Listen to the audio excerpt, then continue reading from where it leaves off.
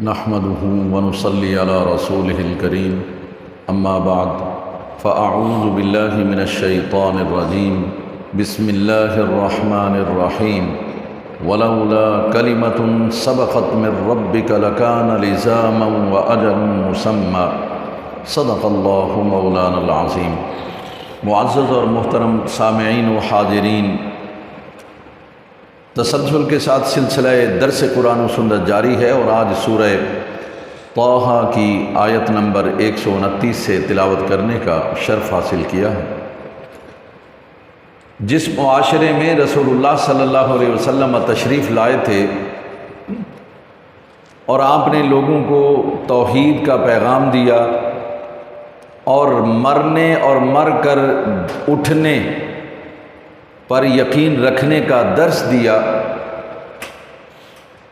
وہ لوگ نہ تو ایمان میں داخل ہو سکے، نہ ان کے اندر یقین پیدا ہوا، نہ وہ رسول اللہ صلی اللہ علیہ وسلم کی رسالت پر ایمان لائے۔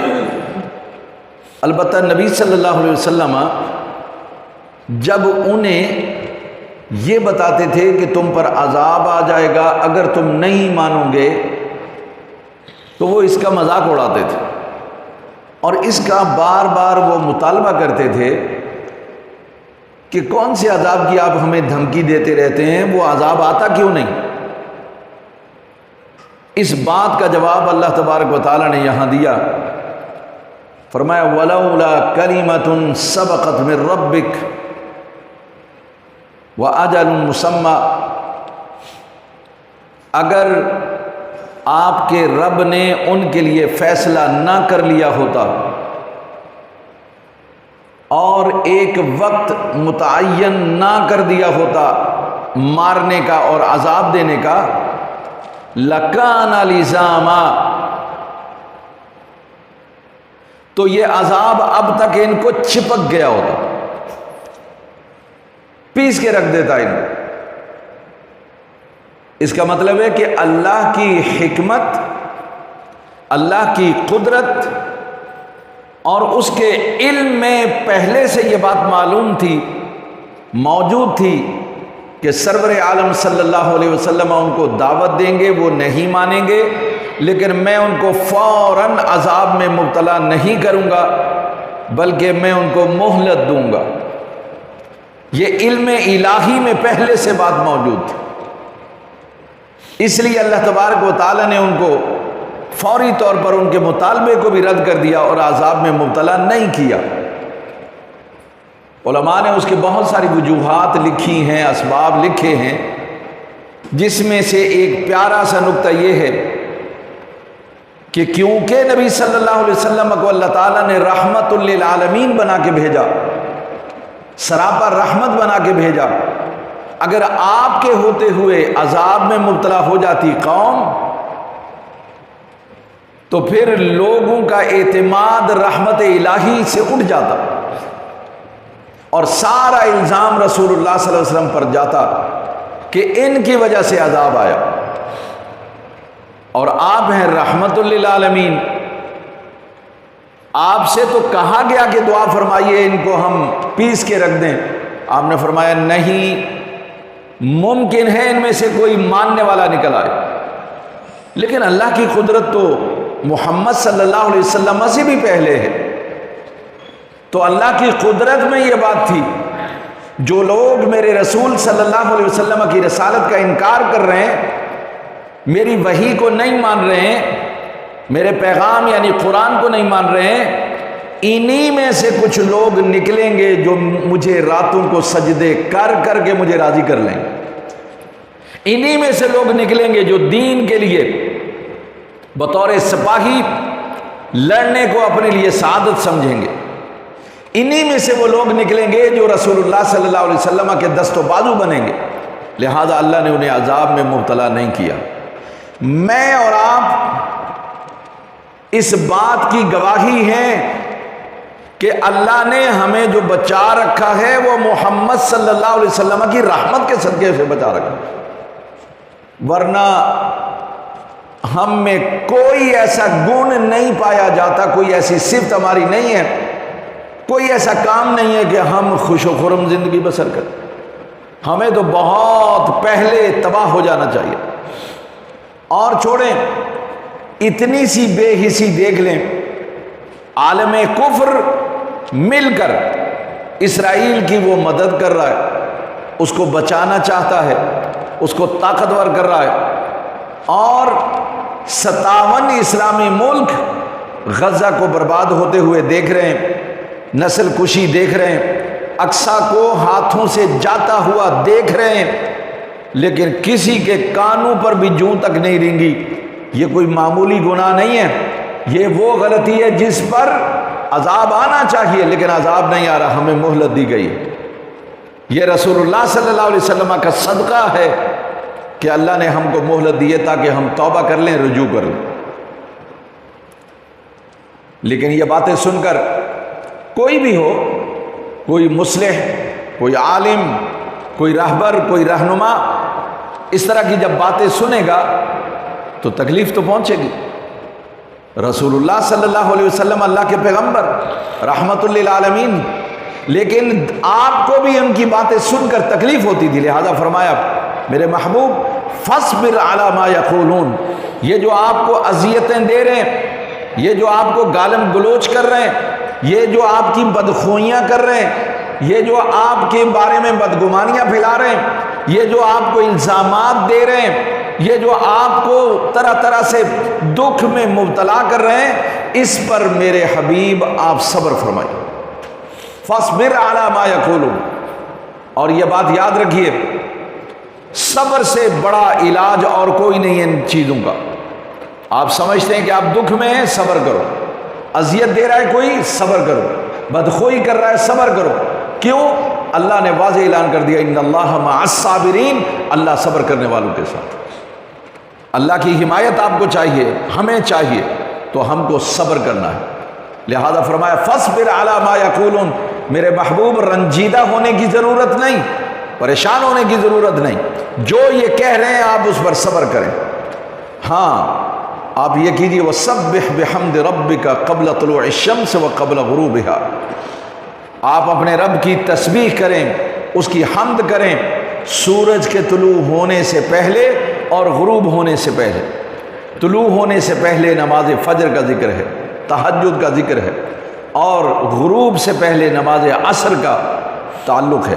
وَمِنْ آنَاءِ اللَّيْلِ، اور رات کے کناروں میں، آس پاس اطراف میں، وہ ہے مغرب کی نماز اور عشاء کی نماز۔ فَسَبِّحْ وَأَطْرَافَ النَّهَارِ، اور دن کے کناروں پر بھی اللہ کی تسبیح بیان کریں۔ دل کے کنارے جب سورج نکلتا ہے تو اشراق کی نماز ہوتی ہے، چاشت کی نماز ہوتی ہے، بعد میں عصر کی نماز ہوتی ہے۔ ان کے لیے فرمایا لعلک ترضی، اے محبوب اس امید پر یہ ساری کرو کہ تم راضی ہو جاؤ۔ یہاں ایک بڑا پیارا نکتہ،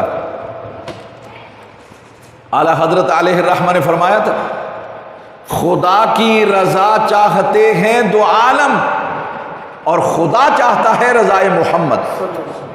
اب ذرا یہ غور کر لیں، یہ شعر کہیں آپ اس کو غلط نہ سمجھیں۔ اللہ مصطفیٰ کی رضا چاہتا ہے، میں نہیں کہہ رہا، کسی عالم نے نہیں کہا، یہ قرآن ہے۔ لعلک ترضی، اے محبوب صبر کریں، ان کی اذیتوں پر صبر کریں، صبح و شام تسبیح بیان کریں، دن میں بھی تسبیح بیان کریں، اور جب آپ ایسا کریں کہ رات کو بھی اٹھ کر آنا اللیل، راتوں کو بھی یعنی تہجد میں بھی اللہ کی تسبیح بیان کریں۔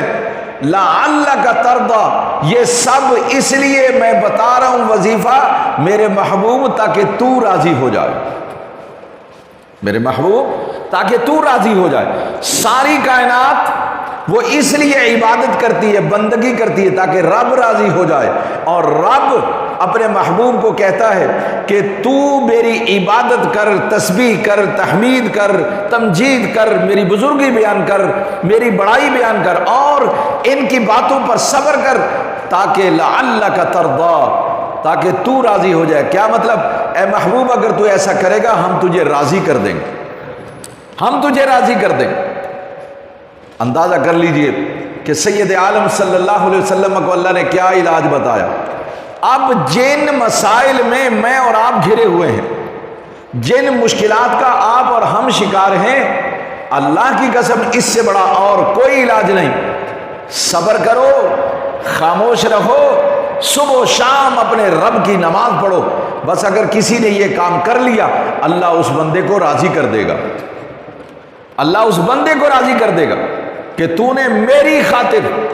سیدنا عثمان غنی رضی اللہ تعالی عنہ، حضرت علی رضی اللہ تعالی عنہ، مغیرہ بن شعبہ رضی اللہ تعالی عنہ، یہ سارے جا کے عرض کر رہے ہیں امیر المومنین اجازت دیجئے، 500 فسادی ہیں، ان کو مار ڈالیں، ہم ان کو بھگا دیں یہاں سے۔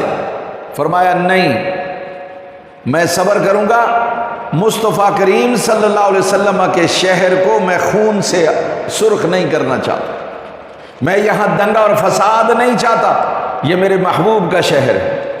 تو اللہ تبارک و تعالیٰ نے مقام یہ عطا فرمایا، دنیا میں سب کو ایک مرتبہ جنت کی بشارت ملی، یہ واحد صحابی ہیں جن کو 6 سے لے کر 21 مرتبہ میرے نبی نے فرمایا یہ جنتی ہے، جنتی ہے، جنتی۔ آخر میں تو فرما دیا آج کے بعد جو بھی کرے، ما ضر عثمان ما عمل به، فرمایا جو بھی عثمان آج کے بعد کرے گا بس اس کو کچھ نقصان نہیں ہوگا، یعنی اس کو کوئی جنت سے نہیں نکال سکتا، سیدھا جنت میں جو چاہے یہ کرے۔ اندازہ کر سکتے ہیں آپ یہ مقام۔ تو اگر کوئی شخص راضی رہنا چاہتا ہے تو یہ رضا جو ہے نا، راضی ہونا، یہ خوشی کا مطلب، اس کا معنی ہے خوش ہونا۔ آپ خوش رہنا چاہتے، اللہ کی قسم عبادت سے بڑھ کر، بندگی سے بڑھ کر، اطاعت سے بڑھ کر اور کوئی نسخہ نہیں ہے جو آپ کو راضی رکھ سکے، جو آپ کو خوش رکھ سکے۔ صبر کرو، معاملات اللہ کے سپرد کرو اور خوش رہو۔ پھر فرمایا وَلَا تَمُدَّنَّ عَيْنَيْكَ إِلَىٰ مَا مَتَّعْنَا بِهِ أَزْوَاجًا مِّنْهُمْ، اے محبوب آپ یہ جو ان کے پاس مال دیکھ رہے ہیں نا، آپ کی توجہ ادھر نہیں جانی چاہیے، آنکھ اٹھا کے بھی نہیں دیکھنا ان کی طرف۔ آج یہ بات سمجھنا بہت آسان ہے، کفار اور مشرکین، یہود و نصارہ، اللہ نے خوب مال دیا ان کو، دولت دی ہے، آپ لوگ یہاں ان کی مثالیں بیان کرتے ہیں آ کر، وہاں یہ ہے، وہاں یہ ہے، لیکن محبوب خدا صلی اللہ علیہ وسلم سے اللہ نے فرمایا وَلَا تَمُدَّنَّ عَيْنَيْكَ، میرے محبوب آنکھ اٹھا کے نہیں دیکھنا ان کو، إِلَىٰ مَا مَتَّعْنَا بِهِ أَزْوَاجًا مِّنْهُمْ، ان میں سے بعض گروہوں کو، جماعتوں کو، یا لوگوں کو، یا خاندانوں کو ہم نے اگر مال دولت دے دیا ہے تو آنکھ اٹھا کر بھی نہیں دیکھنا۔ اگر آپ نے بھی ان کی طرف دیکھ لیا، لوگ کہیں گے یہ بھی دنیا کا طالب ہے، اس میں اور ہم میں فرق کیا ہے، یہ بھی دنیا کا طالب ہے، لہذا آپ نے آنکھ اٹھا کر کے نہیں دیکھنا۔ کیوں؟ زہرۃ الحیات الدنیا، یہ تو صرف دنیا کی زینت ہے، لنفتنہم فی، دنیا کی زیب و زینت، آسائش و آرائش یہ ہم نے ان کو دے دی ہے، لیکن میرے محبوب یہ کامیابی کی دلیل نہیں، لنفتنہم فی، یہ اس لیے دیا تاکہ ہم ان کی سخت آزمائش کر سکیں، ہم ان کو سخت آزمائیں۔ یہ دنیا میں ان کو مل گیا جو ملنا تھا، آخرت میں ان کا کوئی حصہ نہیں۔ لیکن میرے حبیب ورزق ربک خیر وابقی، آپ کے رب کا جو رزق ہے نا وہ اچھا بھی ہے اور ہمیشہ رہنے والا، لہذا آپ نے دوسروں کی طرف نہیں دیکھنا، آپ نے اپنے رب سے لو لگانی۔ رازق اللہ ہے، اللہ یہ کہہ رہا ہے آپ کے رب کا رزق اچھا بھی ہے اور باقی رہنے والا۔ وہ جو رزق اللہ نے دیا ہے وہ کون سا رزق ہے؟ وہ رزق عبادت، بندگی، یاد، ذکر، فکر، اور پھر اس کے نتیجے میں ملنے والا حلال رزق، یہ خیر ہے، یہ بھلائی ہے اور ہمیشہ رہنے والا۔ ان کا رزق اس دنیا تک ہے، کوئی بھی اپنے ساتھ نہ گاڑی، نہ بنگلہ، نہ مال اور دولت، نہ بینک بیلنس، کچھ نہیں لے کے جاتا، سب یہاں پڑا رہتا۔ لیکن اے حبیب جو مال و دولت ہم نے آپ کو دیا ہے، جو رزق ہم نے آپ کو دیا ہے، عزت ہے، منصب ہے، مقام ہے، رسالت ہے، نبوت ہے، میرے حبیب یہ وہ مقامات ہیں جو آپ کے ساتھ جائیں گے، باقی رہیں گے، اب کا ہمیشہ باقی رہیں گے۔ آج 1450 سال ہو گئے رسول اللہ صلی اللہ علیہ وسلم اس دنیا سے رخصت ہو گئے، آج بھی ہم یہاں پر دنیا کے کونے مونے میں میرے محبوب کا نام لیا جا رہا ہے۔ وہ اس لیے کہ اللہ نے ان کو وہ رزق عطا فرمایا جو اچھا بھی ہے اور ہمیشہ رہنے والا۔ تو یہ یاد رکھیے، جب سے میں نے اور آپ نے، ہم نے خود کو اپنا رازق مان لیا ہے، بلکہ اپنے بچوں کا بھی رازق ہم نے مان لیا، تب سے خرابی پیدا ہو گئی۔ اور اس کا ذکر اگلی آیت میں فرمایا، میرے حبیب وَأْمُرْ أَهْلَكَ بِالصَّلَاةِ وَاسْتَبِرْ عَلَيْهَا، اے حبیب آپ اپنے گھر والوں کو نماز کا حکم دیں، وَاسْتَبِرْ عَلَيْهَا، اور خود بھی نماز پر ثابت قدم رہیں۔ اہل خانہ کو بھی کہیے کہ نماز پڑھیں اور خود بھی نماز پر قائم رہیں، نماز نہیں چھوٹنا چاہیے۔ اور یاد رکھیے، جب یہ آیت اتری تو اللہ تو کہہ رہا ہے اے حبیب آپ اپنے اہل خانہ کو نماز کا حکم فرمائیں، تو نبی صلی اللہ علیہ وسلم پورے 8 مہینے تک فجر کی نماز میں تشریف لے جاتے، سیدنا علی رضی اللہ تعالی عنہ اور فاطمہ رضی اللہ تعالی عنہا کے گھر، اور دروازے پر جا کر آواز لگاتے الصلاۃ رحمکم اللہ۔ آج یہ آواز مکے میں سننے کو ملتی ہے، الصلاۃ رحمکم اللہ، ارے نماز کا وقت ہے، اللہ تم پر رحم کرے۔ یہاں سے گھر جاتے ہو نماز پڑھ کر، دروازے پر کھڑے ہو کر داخلے سے پہلے ذرا ایک دفعہ آواز لگا دینا الصلاۃ رحمکم اللہ، ارے نماز پڑھو، نماز پڑھو، نماز کا وقت ہو گیا، اللہ تم پر رحم کرے۔ مصطفیٰ کریم صلی اللہ علیہ وسلم کی سنت بھی زندہ ہوگی اور گھر والوں کو تنبیہ بھی ہو جائے گی کہ نماز پڑھنی۔ یہ مصطفیٰ کریم صلی اللہ علیہ وسلم کا عمل رہا ہے، اور خود آپ کی نماز کا حال تو آپ جانتے ہیں کہ 5 وقت کی نماز وہ تو ہے ہی ہے، تہجد کی نماز رات کو اٹھ اٹھ کر نماز پڑھتے تھے۔ اور اللہ تبارک و تعالیٰ نے یہ فرمایا یا ایھا المزمل قم اللیل الا قلیلا، میرے محبوب اے چادر اوڑھنے والے رات کو تھوڑا قیام کیا کریں، نصفہ او انقص منہ قلیلا، آدھی رات کھڑے ہو جایا کریں آپ، یا اس سے بھی ہم تو چاہتے پاؤ بھر رات کافی ہے، او زد علیہ، چلیں اگر آپ کا دل چاہ رہا ہے تھوڑا سا اضافہ کر لیں، ورتل القرآن ترتیلا، اور قرآن کو ٹھہر ٹھہر کر پڑھا کریں۔ ساری دنیا سے میرے رب کو یہ شکوہ ہے، نہ نماز پڑھتے نہ شکر ادا کرتے ہیں۔ وَقَلِيلٌ مِّنْ عِبَادِيَ الشُّكُورُ، میرے بندوں میں سے بہت کم لوگ ہیں جو شکر ادا کرتے ہیں۔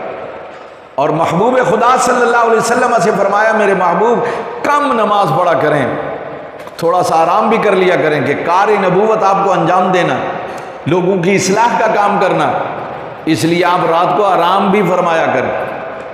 تو نبی صلی اللہ علیہ وسلم نے وَأْمُرْ أَهْلَكَ بِالصَّلَاةِ، اے محبوب اپنے اہل خانہ کو نماز کا حکم دیجئے۔ تو نبی صلی اللہ علیہ وسلم نے نماز کا حکم دیا، خود بھی استقامت اختیار کر کے فرمائی، بتائی لوگوں کو کہ دیکھو اس طرح سے نماز پڑھا جائے۔ ذرا آگے دیکھیے، یہ براہ راست حکم رسول اللہ صلی اللہ علیہ وسلم کے لیے، امت کے لیے اس میں پیغام ہے، اور ایمان والوں کے لیے فرمایا یا ایھا الذین آمنوا قوا انفسکم واہلیکم نارا، اے ایمان والو اپنے آپ کو اور اپنے اہل خانہ کو آگ سے بچاؤ۔ تو کیسے بچائیں گے آگ سے؟ تم نماز پڑھتے ہو، اہل خانہ سے بھی کہو نماز پڑھو، تم اچھے کام کرتے ہو ان سے بھی کہو کہ اچھے کام کرو، بس یہ تمہارا کہنا یہ ان کو بھی جہنم سے بچائے گا اور تمہیں بھی۔ پھر فرمایا اللہ نسألک رزقا، میرے حبیب ہم تو آپ سے رزق نہیں مانگ رہے ہیں، ہم تو آپ سے یہ نہیں کہہ رہے ہیں کہ یہ لو ڈبہ اور چندہ کر کے لاؤ، ہم تو آپ سے یہ نہیں کہہ رہے ہیں کہ ہمیں رزق کما کے دو، ہم آپ سے نہیں کہہ رہے ہیں، کیوں؟ نحن نرزقک، ہم آپ کو رزق دے رہے ہیں۔ گویا رازق کون ہے؟ اللہ۔ رازق کون ہے؟ اللہ۔ اے کاش کہ ہمارا یقین اس بات پر پختہ ہو جائے کہ رازق اللہ ہے، رزق اس کے ہاتھ میں ہے، دنیا کی کوئی طاقت آپ سے رزق چھین نہیں سکتی، جو اللہ نے لکھ دیا وہ آپ کو ملے گا۔ لیکن مسئلہ کیا ہے، یہاں آپ یہ نہیں کہنا کہ شاید اللہ تبارک و تعالیٰ معاشی سرگرمیاں بند کرنے کے لیے کہہ رہا ہے کہ کاروبار بند کر دو بس میری نماز پڑھا کرو، نہیں نہیں، یہ نہیں مطلب۔ اللہ کا مقصد یہ ہے کہ معاشی سرگرمیاں جاری رہنی چاہیے، رزق کو اللہ نے اپنا فضل قرار دیا۔ وَابْتَغُوا مِن فَضْلِ اللَّهِ، اللہ کہہ رہا ہے جاؤ اللہ کا رزق تلاش کرو۔ اور القاسب حبیب اللہ، اور جو اللہ کا رزق جو ہاتھ سے کماتا ہے، محنت کرتا ہے، وہ اللہ کا دوست ہوتا ہے۔ اس کا مطلب یہ ہے کہ منع نہیں، لیکن بات وہ کی جا رہی ہے رزق کمانے میں اتنا مشغول مت ہو جانا کہ رازق کا تمہیں خیال نہ رہے۔ رزق کمانے میں اتنا مصروف نہیں ہونا کہ رازق کا خیال بھول جاؤ۔ رازق کو خیال رکھنا، وہ ایک سجدہ جسے تو گراں سمجھتا ہے دیتا ہے تجھ کو 1000 سجدوں سے نجات۔ وَالْعَاقِبَةُ لِلتَّقْوَىٰ، اور انجام کا بھلا ہونا یہ پرہیزگاری کے لیے۔ کیا مطلب؟ اگر تم اپنا انجام اچھا چاہتے ہو، دنیا میں عزت اور وقار، آخرت میں بھی کامیابی چاہتے ہو، فلاح چاہتے ہو، تو تقوی اختیار کرو۔ اور تقوی کیا ہے؟ میں بتاتا رہتا ہوں، دہراتا رہتا ہوں تاکہ آپ کو یاد ہو جائے۔ تقوی یہ ہے جہاں جانے کا اللہ نے حکم دیا وہاں سے غیر حاضر نہیں ہونا، اور جہاں جانے سے اللہ نے منع کیا ہے وہاں تم نظر نہیں آنا۔ یہ تقوی ہے بھائی، یہ ہے تقوی۔ تو تقوی جو اختیار کرے گا اس کی دنیا بھی اچھی ہو جائے گی، آخرت بھی اچھی ہو جائے گی۔ ربنا آتنا فی الدنیا حسنہ وفی الآخرۃ حسنہ، اے ہمارے رب ہماری دنیا بھی اچھی کر دے، ہماری آخرت بھی اچھی کر دے۔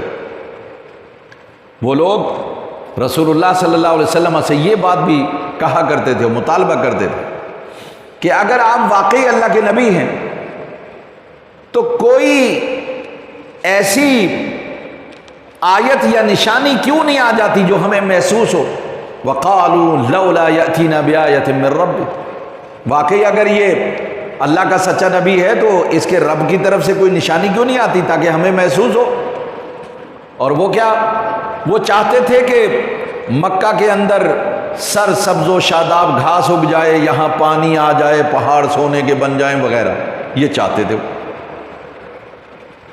تو اللہ تعالیٰ نے ان کا جواب اس کا دیا، اولم تأتیہم بینہ، کیا ابھی تک ان کے پاس معجزہ نہیں آیا، نشانیاں نہیں آئی ہیں؟